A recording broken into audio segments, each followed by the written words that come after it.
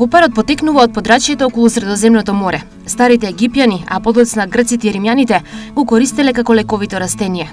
Се користат листовите за супа, сосови како додаток на јадење. Цветовите, листот и младото растение копар се користат за конзервирање на зеленчук, но и во фармацевската индустрија. Богат е со етерични масла кои даваат специфичен мирис и вкус. Листот копар е богат со витамин С.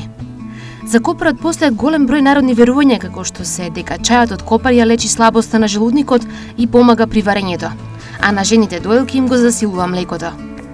Копарот е едногодишно растение. Коренот му е вртенест и длабок. Листовите се повеќе пати поделени со залистоци со светло-зелена боја. Во генеративна фаза, стеблото се издолжува и се разгранува.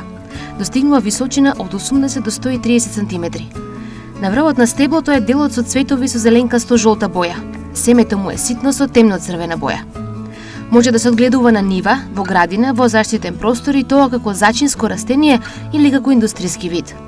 Копарот се сее во повеќе наврати, секои 15 до 20 дена. Бербата за зелените пазари е кога растението достигнува височина од 15 до 25 см и има развиено 3 до 4 листа.